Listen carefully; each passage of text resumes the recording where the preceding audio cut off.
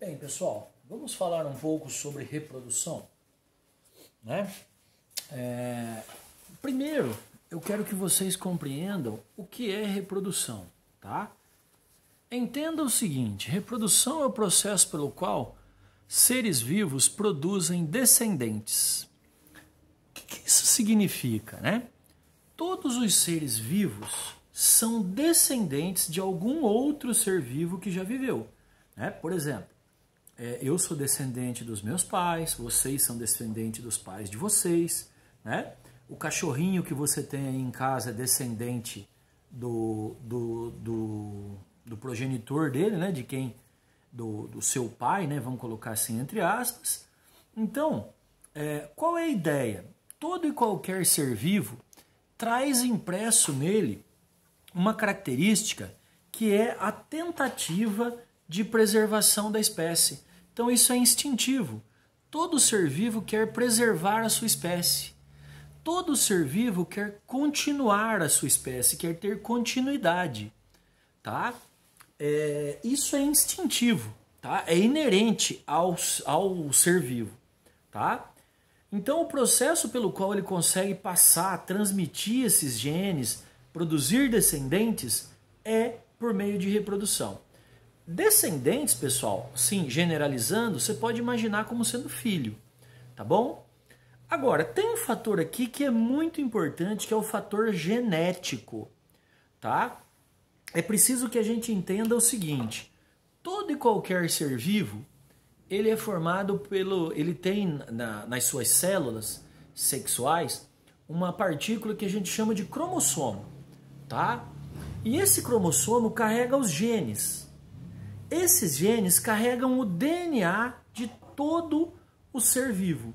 Então, as minhas células têm o meu DNA, os meus cromossomos têm o meu DNA, o de vocês tem o DNA de vocês, o do limoeiro tem o DNA do limoeiro, tá? A bactéria tem o DNA dela, tá?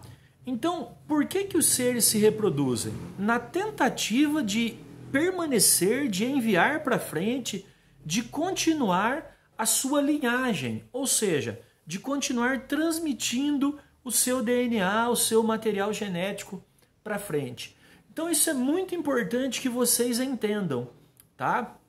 Quando um ser vivo se reproduz, ele está transmitindo o seu DNA para os seus descendentes. Ele está transmitindo a sua herança genética, tá? O que é essa herança genética que está dentro dos cromossomos, que está dentro dos genes? Vamos lá. O que é a herança genética de vocês, que está dentro dos genes de vocês? Dentro dos cromossomos, do ser humano, por exemplo, a gente tem 46 cromossomos. 23 vieram da nossa mãe e 23 vieram do nosso pai. Dentro de cada cromossomo há um grande número de genes, tá? Ou, se você preferir, um grande número de genes, tá?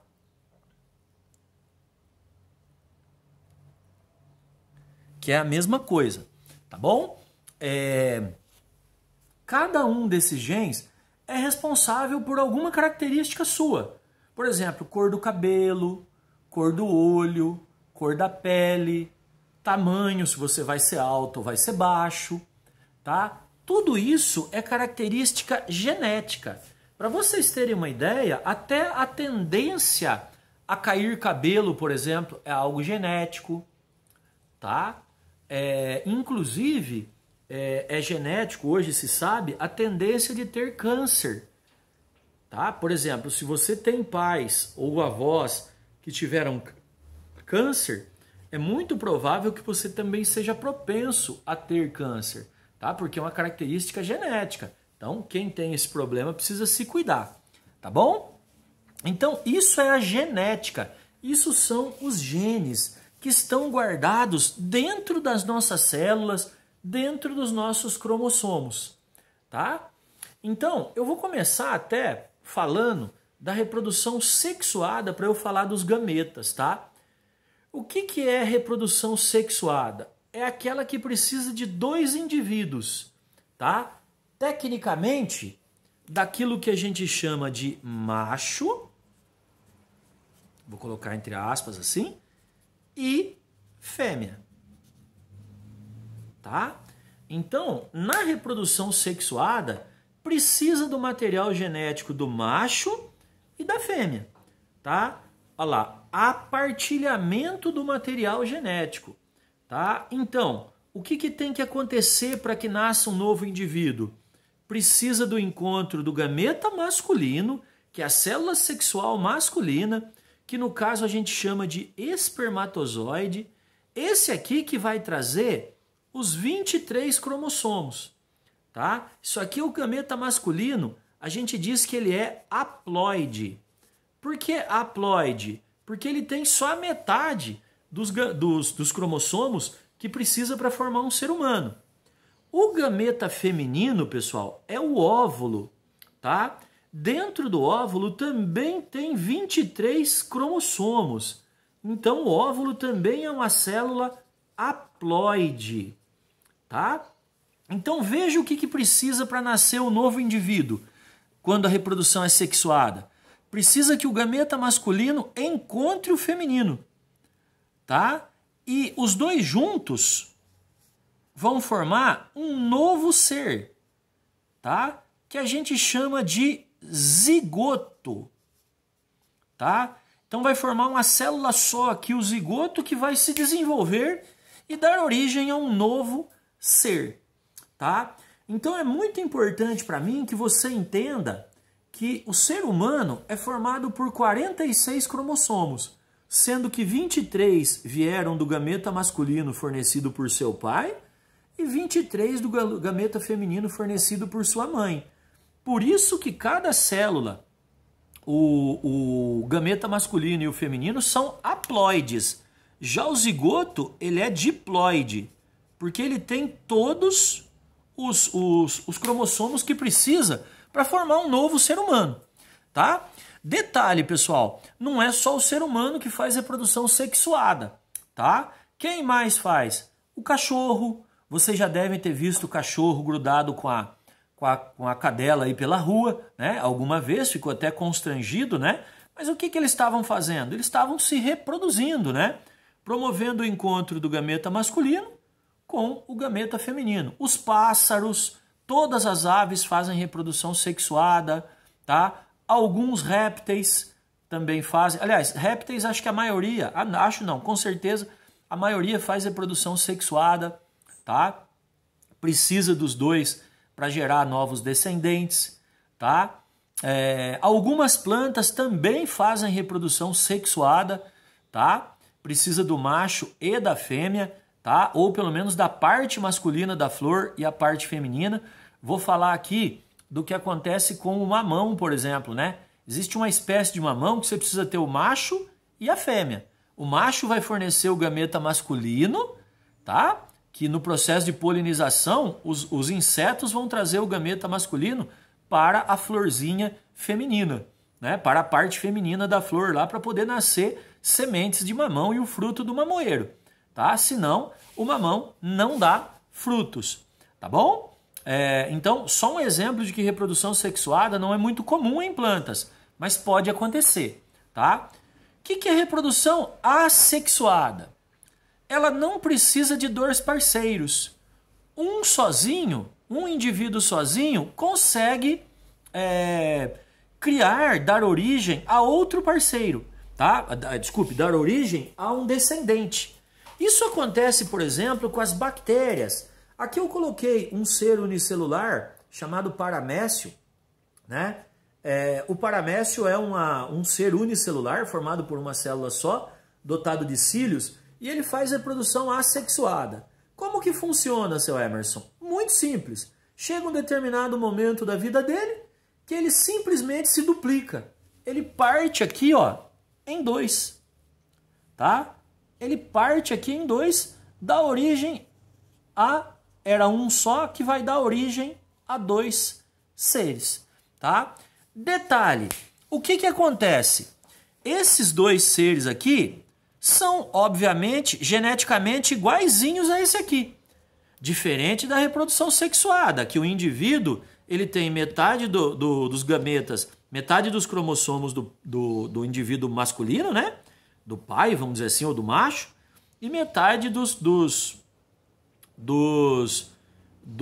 cromossomos da mãe, né? Aqui não, ó. Aqui esses dois seres são geneticamente idênticos a esse, tá? Então eles têm os mesmos cromossomos, tá? Quem que faz reprodução assexuada? As plantas, tá? A maioria das plantas fazem reprodução assexuada. Os seres unicelulares, como bactérias, fungos, a maioria dos fungos, tudo é assexuado, tá? Fazem reprodução assexuada. E alguns animais também. Alguns animais evoluíram, gente, e têm a capacidade de fazerem reprodução assexuada, se reproduzirem sozinho, tá? Então o indivíduo está lá e de repente ele aparece grávido, né? É mais ou menos isso, tá? Sem ter tido relação com nenhum outro ser, tá? Isso acontece, por exemplo, com o dragão de Komodo. Se você não sabe o que é o dragão de Komodo, é o maior lagarto do mundo, pesquise, tá? O dragão de Komodo, a fêmea, se ela tiver um macho, ela se reproduz sexuadamente. Se não houver macho, ela consegue se reproduzir de forma assexuada, tá? Ou seja, sozinha ela consegue gerar um descendente, tá bom? Agora vamos ver quais são as vantagens e desvantagens das reproduções assexuada e sexuada. Assexuada, quais são as vantagens? Facilidade de se reproduzir. Por quê? Porque você não precisa de um outro ser, tá? Por exemplo, como que uma onça se reproduz? Ela faz reprodução sexuada. Ela tem que ir lá na floresta, se ela é uma fêmea, ela tem que achar um macho. Se ela é um macho, ela tem que achar uma fêmea, tá? Na reprodução assexuada, é muito fácil se reproduzir, porque o ser sozinho, ele dá origem a outro, como eu expliquei ali anteriormente, né? Outra vantagem, baixo gasto energético. Como ela se reproduz sozinha, o consumo energético da reprodução dela é muito baixo. Ela gasta muito pouca energia. Por isso que se reproduz com tanta facilidade, né? Por exemplo, bactérias, fungos, eles se reproduzem muito rápido. Por quê? Como é reprodução assexuada, é baixo gasto energético. Veja quando a sua mãe vai fazer pão, por exemplo, ela coloca fermento. Fermento nada mais é do que fungos unicelulares, que fazem reprodução assexuada. Eles têm muita facilidade para se reproduzir, tanto que rapidinho, ó, incha o pão, né? Cresce, tá? Quando a sua mãe está fazendo pão. Por quê? Porque o gasto energético é pequeno e ele se reproduz muito rápido. Eficácia na transmissão dos cromossomos. Por que eficácia? Né? Porque o ser pai, ele vai transmitir todos os seus cromossomos para os descendentes. Por exemplo, eu tenho 46 cromossomos. Eu não transmiti todos eles para minha filha, eu transmiti só 23, tá? Só a metade. Já quem faz, seres que fazem reprodução assexuada, transmitem 100% dos seus cromossomos, tá? E só mais um detalhe aqui, ó, baixo gasto energético, a tua mãe põe 1 colher de açúcar, 2 colheres de leite e põe o fermento e ele cresce, quer dizer que ele consome pouca energia para se reproduzir. Mas tem desvantagens também. Quais são? Baixa variabilidade genética. Os filhos são iguaizinhos aos pais. Então, se os pais sofrerem uma mutação genética, o que é uma mutação genética, seu Emerson? Uma alteração nos genes que cause, por exemplo, uma doença. Isso vai ser com certeza repassado para o filho, porque o filho é geneticamente igualzinho ao pai. Então tem baixa variabilidade genética. Dificuldade de eliminar mutações maléficas. Ou seja, o que acontece? Houve uma mutação genética. O que é uma mutação genética?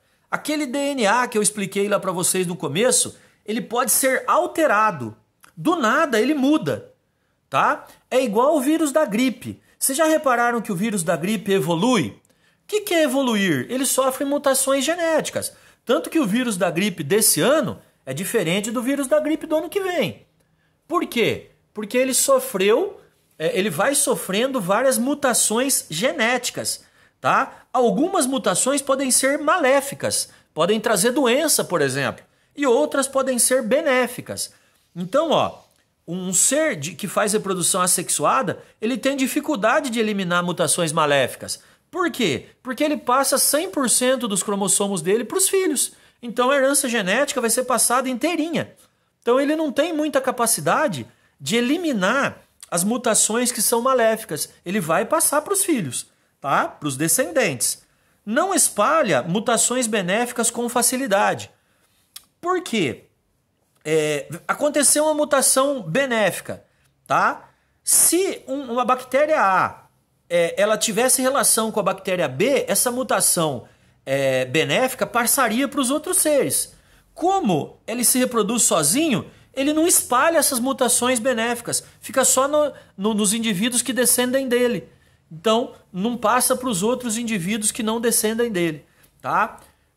Sexuada. Quais as vantagens? Maior variabilidade genética.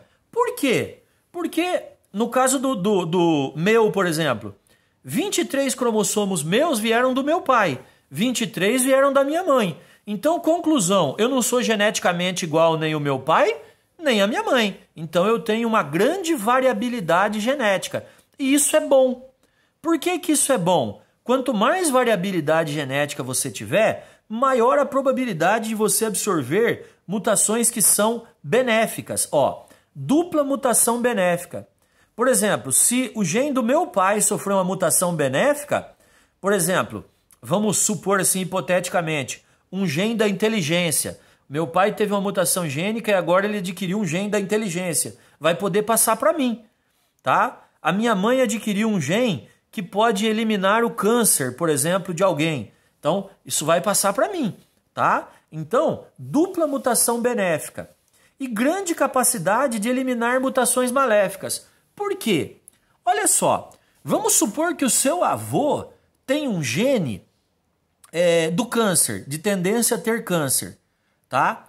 As chances desse gene chegar em você não são 100%, porque o seu avô mandou 23 cromossomos para o seu pai, tá? Ninguém garante que ele mandou dentre esses cromossomos o gene do câncer, tá? Para causar o câncer. E outra coisa, você não vai receber todos os genes do seu pai, os 23 que ele herdou do seu avô. Porque ele herdou 23 do seu avô, 23 da sua avó. Então ele vai enviar para você 23 cromossomos, dentre os quais pode não ter o gene do câncer. Então é fácil de eliminar mutações maléficas, tá? Então essas são as 3 vantagens. As desvantagens: maior dificuldade em se reproduzir. Por que maior dificuldade em se reproduzir? Simples. Você gasta energia para encontrar... Imagina uma onça macho para ele achar uma onça fêmea. A energia que ele gasta, tá? E outra coisa, ó. A energia gasta para produzir um filho... Imagine, gente, uma mulher fica 9 meses gerando filho.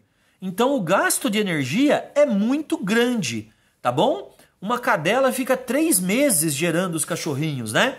Então é um grande gasto energético, tá? Essas são as desvantagens. Lembre que na assexuada reproduz muito e rapidinho, baixo gasto de energia, tá bom? Então essas são as vantagens e as desvantagens. Agora vamos falar dos tipos de reprodução assexuada, tá?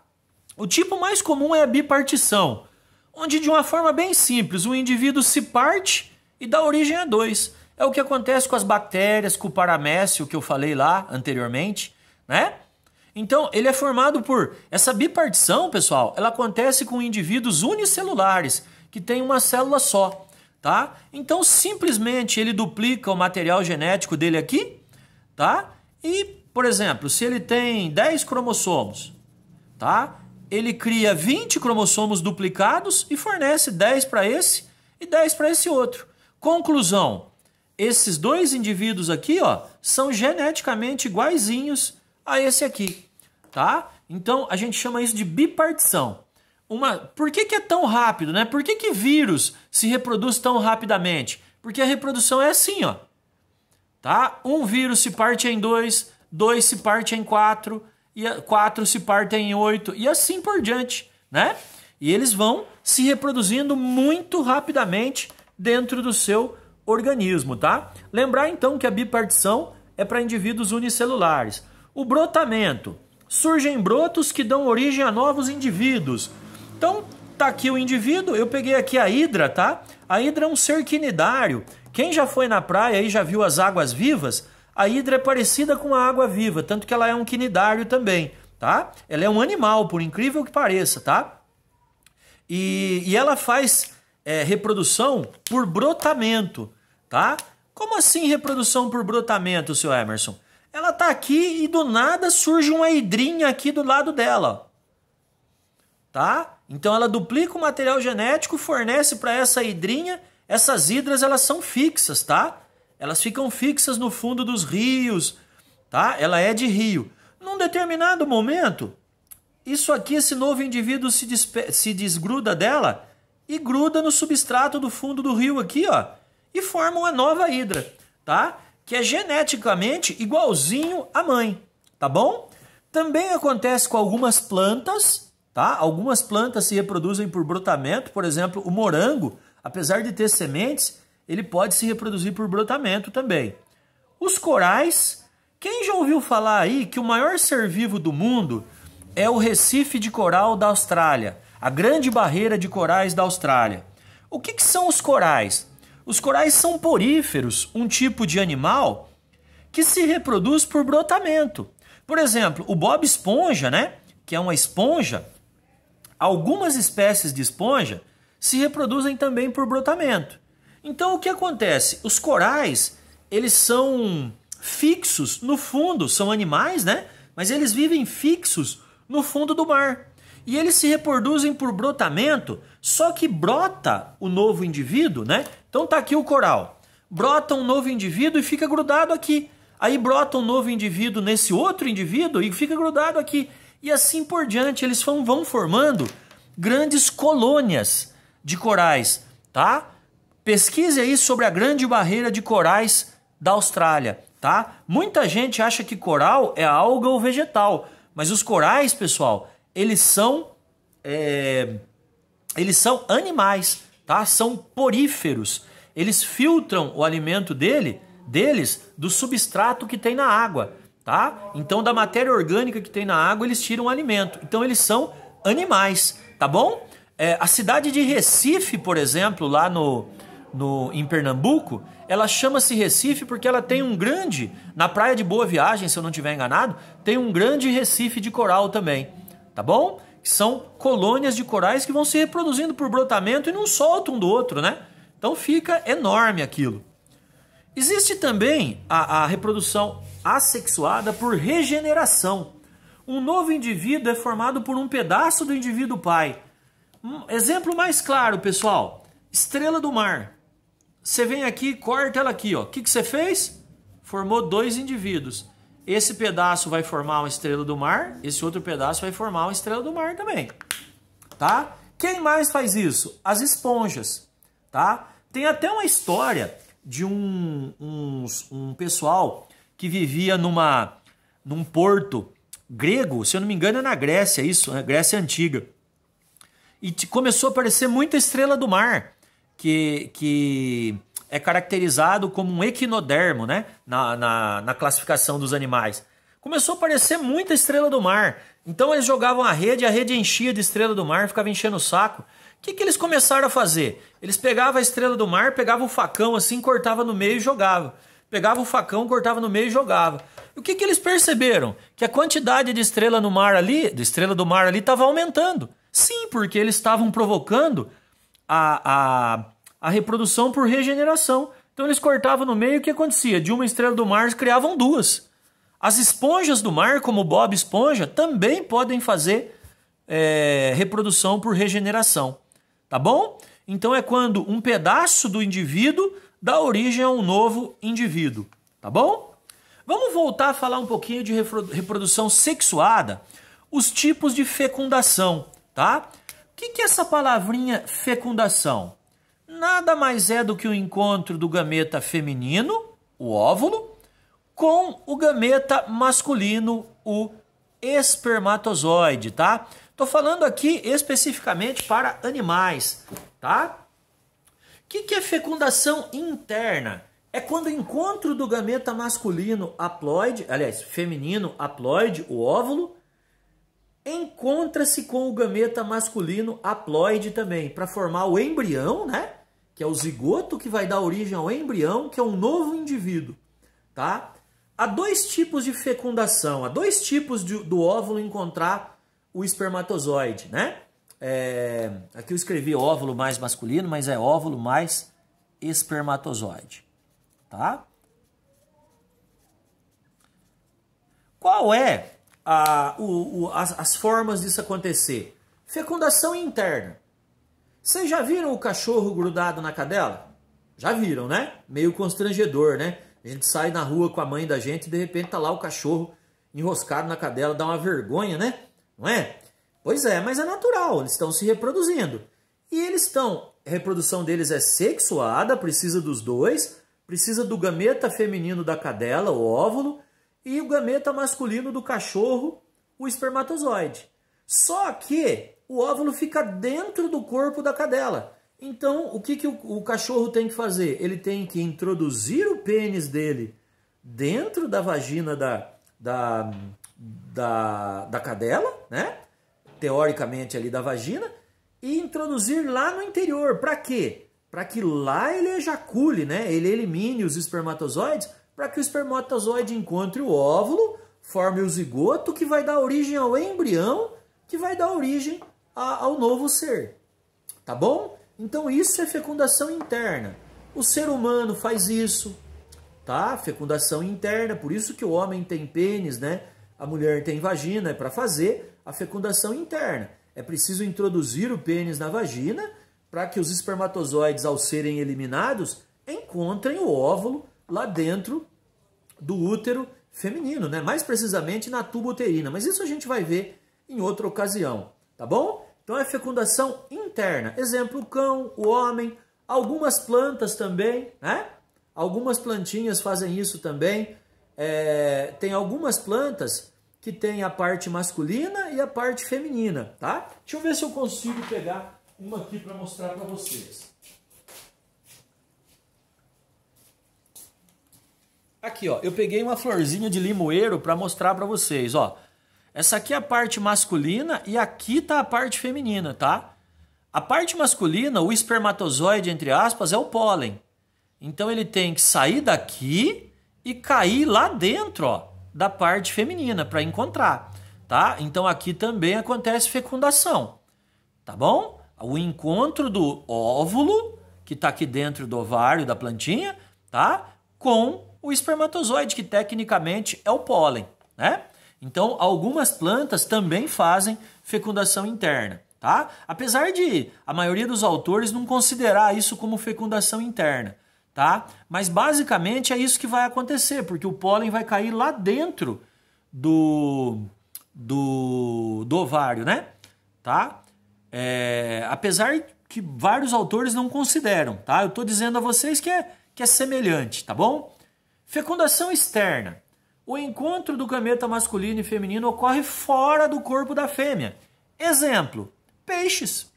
Como que os peixes se reproduzem?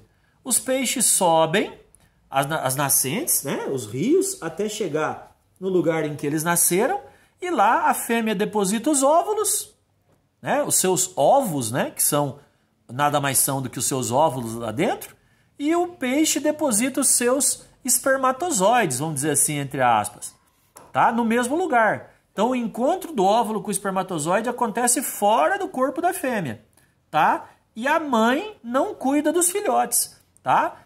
O pai e a mãe deixam o óvulo e o espermatozoide lá e vão embora, tá? O que acontece nesse tipo de reprodução com fecundação externa? Há uma grande concentração de...